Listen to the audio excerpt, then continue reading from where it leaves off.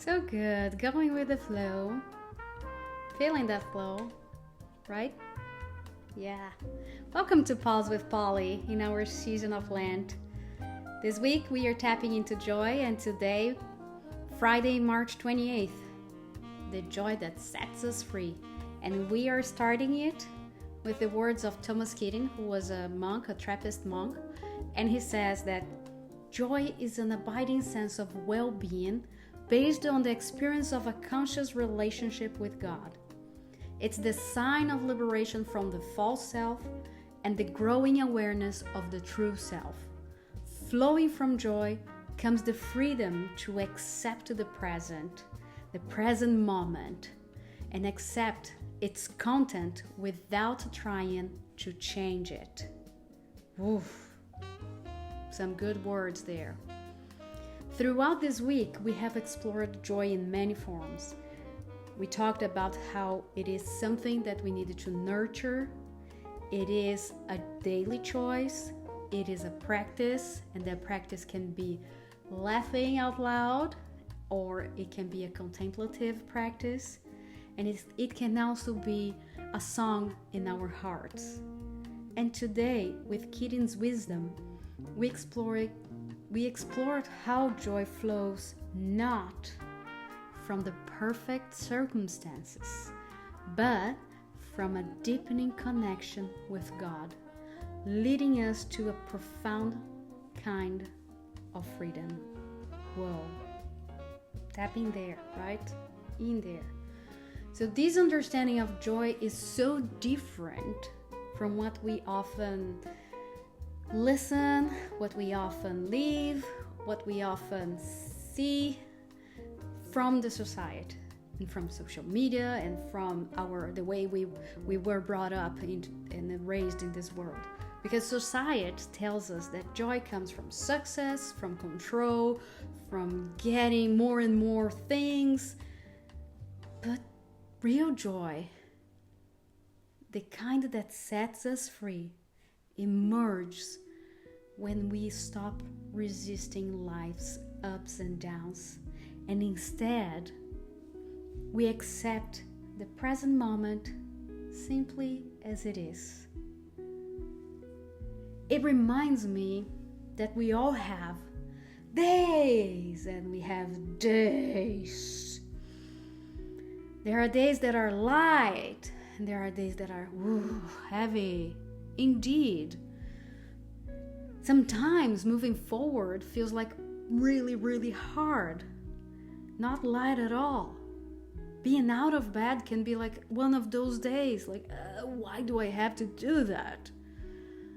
But actually, when we embrace both the dark and the light and the hard, we find balance. It's like the yin and yang. One side exists because we know the other side. There is dark in the light, there is light in the dark. And it is not a straight line, but it's a line that flows. So true joy isn't about avoiding challenges, but it's about finding freedom within them, finding your pace with grace, as a dear friend of mine usually says. We see this in everyday life, actually. So if you pay attention, for example, to a parent that is learning to delight in their kids' unique personality, instead of shaping them into someone else, they are letting the kid be, bringing that personality and showing that everything coexists. Or somebody who is going through changes in life, maybe starting a new position, changing careers, a new relationship, moving homes, moving countries, any kind of a change of any new phase in life. When we discover the purpose beyond a node identity, that's liberating. And it's something to celebrate. Thinking of a person who is in recovery, celebrating sobriety one day at a time. That is huge, and it's meant to be celebrated. So the little steps we take, moving with the flow, being present in the present, it's worth celebration. Because these moments, they aren't always easy, but they teach us that joy isn't about holding on. It's about letting go. Letting go of the who we think we should be for the society. Letting go of the control we need to have in our hands all the time. It's letting go of the belief that we need to fix everything and everyone so that we can be in peace. Just let it go. And then go deeper into yourself. Because if we go deeper within ourselves, the more we will have the opportunity to bring out our true selves. That flame that is there flickering, we can make it light, a bright light. And even though it can feel scary, really scary, going deeper within ourselves, if we trust that our light is in there, it makes it lighter. And knowing that our light is in there, that's where joy is born. Because then we understand it's not from perfection, but from authenticity.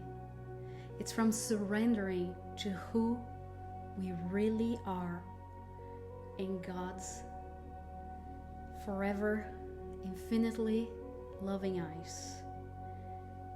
Understanding our call, our presence, our being as a human being. Think about it. So write it down if you have the chance. Bringing out of your mind into the paper has a different power than just keeping it there. Be an spectator of yourself. So write it down. When do you notice this kind of liberating joy in your life? Where do you see it? When do you feel it? What is it like for you?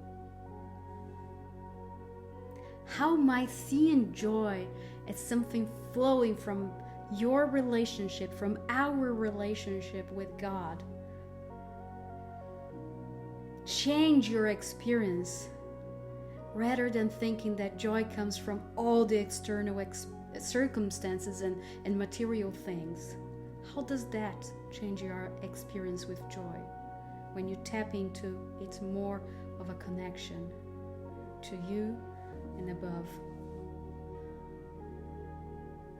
Was there a moment that you felt the freedom of accepting that situation exactly as it is, without feeling of changing it or need of changing it? Was there a moment in life? What was it like for you? How did you feel that moment? Just saying, that's just this way, and I'll go with it because it's all okay. Let's hold the space for these questions. And let's allow joy to move through us. Not understanding that joy is not something that we will be chasing after, but that's something that we hold, that we embrace. Have conversations about joy with somebody. Talk to somebody and ask these questions to the person, and be there to listen. Try to find joy in that connection. Connecting to one another, you're connecting above as well, and you're connecting from the heart. Think about it. Let me know what you think. Share this message with others, and I'll see you next.